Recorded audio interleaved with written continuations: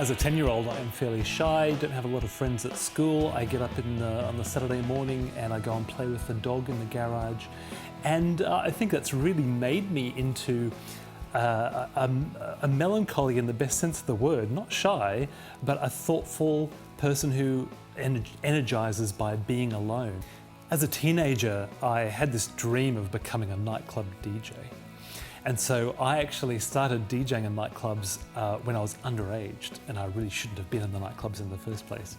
And so I would be sneaking in there and the DJs would let me actually take control of the decks. And that grew and developed to the point where I actually went in a national competition in Australia, and I started to get some awards and things, and it never satisfied though. And long story short, around about that time, my mum and dad actually had a bit of an encounter with God, and that got me thinking about God. I, in the end, became a Christian. And then 2 years later, I had this really clear direction to both go to Bible college and also to start volunteering at a little radio station in Brisbane. Tiny little tin pot thing, you know, basically ran with somebody doing pedal power. Didn't even have a license. And I went in there and I started to learn about radio. And it was during that time that I met Merrin. And we got married in 1996. And I thank God for Merrin, and I thank God for my relationship with her, because we've brought out the best of each other, and I think hopefully we've helped to soften some of the not so nice bits. I remember this moment in the year 2000, and Merrin and I had been married 5 years, and I was in the kitchen. We were living in Perth in Western Australia at that stage, and Merrin walked into the kitchen and she said, honey, do you think we're settled here? And I said, well, yeah, I don't know if we're going to be in Perth forever, but certainly I think we're here for a little while. You know, do you think we're feeling settled in ourselves as well? I think, well, yeah, I think we are. Where is this leading? And she said, I think it's time. And I said, time for what? She said, I think it's time that we started a family.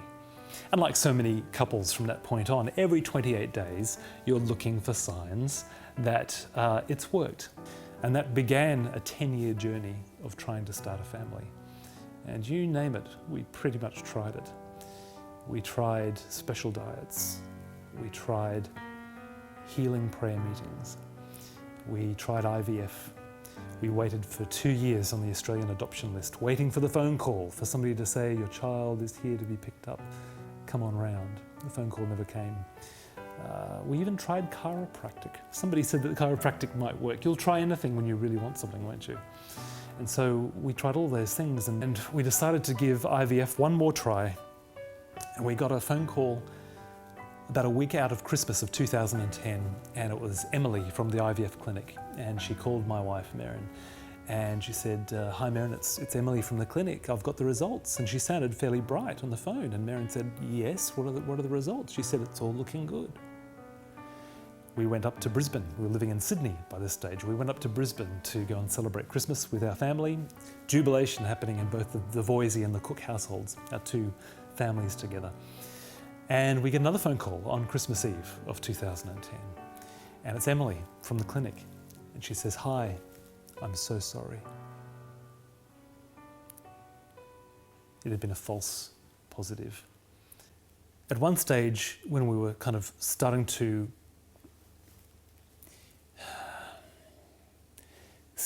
wrestle with what all of this has meant, Merrin described God as like an old friend who no longer returned my calls.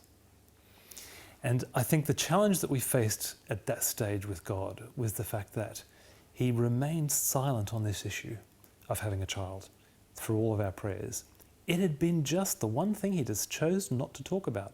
So it was a tough one. It was a real tough one. And part of our beginning again was actually wrestling with some of those things and actually wrestling with whether God is good. My wife never questioned whether he was there, but she did start to wonder whether he was good. Okay. For me, my big question when it came to God was slightly different. My challenge was actually, have I had enough faith? My question was, is there something wrong with me? And there was one time where I just had to wrestle with that and realize, you know what, if this is going to be down to my faith, and when I say faith, I'm actually talking about me believing that what I want God will do, I haven't got any faith for that anymore. Towards the end of that 10 years, I was exhausted from trying to think like that. I didn't have that anymore. And so it was in the end, God, do what you want. Just do what you want. And so there came a great sense of disappointment in God that he would let Merrin go through what she's going through, and then a great sense of guilt as to whether somehow he's pointing the finger at me. We had this phone call in December of 2010, Christmas Eve, that basically brought our dream of having a family to an end. Actually, about a month before that, I had invited a well-known British author, poet, humorist, Adrian Plass, to join me on my radio show. And we got chatting off air, as you do. And Adrian and I had gotten to know each other over the years. I'd interviewed him a number of times. And Adrian asked me how I was, and I started to tell him about this wilderness journey. And Adrian said something really special. Adrian said to me, in the Christian life, new life follows the death of something, just as Jesus' resurrection followed his crucifixion.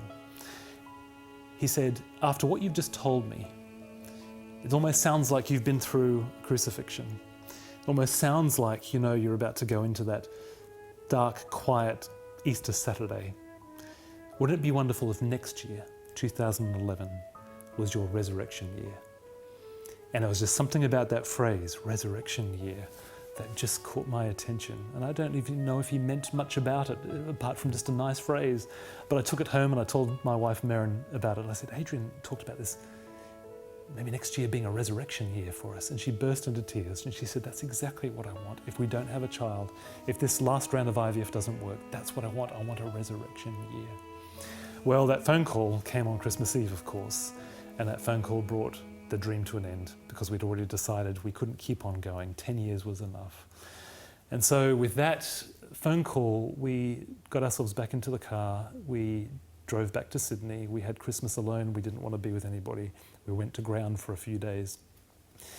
And then after that, we started to surface again. We started to think about what maybe a resurrection year might look like. My wife had only ever really wanted one thing. She'd wanted to be a mum, and that had been denied her. But the only other thing that she'd ever really wanted to do was to live and to work overseas. Now that brought immediate horror to me, because during the same 10 years that we had been trying for a family, during the same 10 years that we had kind of had this dream of having a child, there'd been a second 10-year dream. And that 10-year dream had been for a particular kind of career, a particular kind of ministry for me. Back when I went into Christian radio in its very humble beginnings, I had very soon after that had this dream of a particular kind of radio show that would engage Christians, unbelievers, all sorts of people from all walks of life. The Australian mind, if you like, would engage them with the things of faith. And I dreamt of that show being a national show. I dreamt of it having live music. I dreamt of it having all sorts of fascinating interview guests. 10 years later, that dream became a reality. There was a show called Open House, and it started between 2 radio stations in Australia. It then became a syndicated show. It was exactly the dream that I had 10 years ago. It came true. Merrin then says she wants to leave Australia. And long story short, ultimately she applied for a job at the University of Oxford and she was offered it. Now it's a pretty good gig to get, the University of Oxford giving you a job. And so we saw that as, you know, God's provision for us to go and actually start again. When it really sunk in that I had to leave it all behind, it hurt. It hurt. Coming to Oxford was almost like coming into the promised land after the wilderness for Merrin. She came in and she was able to start again at this wonderful job at this great place. For me, it was almost like coming into the wilderness experience again, because I'd left everything behind and the BBC weren't returning my phone calls. Who are you? I was talking to publishers about a book project I was working on, and they said, look, we know you've been able to sell books in Australia, we know you've got a readership and a following there, but nobody knows who you are here. You know, I'm conference speaking and things like that. Ultimately, nobody knows who I am, what I'm about, you know, whether I'm kosher or not. So everything that I had in Sydney and Australia and everything else that was happening over there, I had nothing of when I came to the UK, and that hit me hard. And that hit me hard at an identity level. Who are you, Sheridan? Who are you? Because ultimately, you're not who you used to be. And it started getting me thinking, to what degree have I wrapped my identity around success, around platform, around radio show, radio host, conference speaker, author. When you take all of those things away, who are you at the very core of who you are? And I had to learn again that I'm a child of God. And that can never be taken away.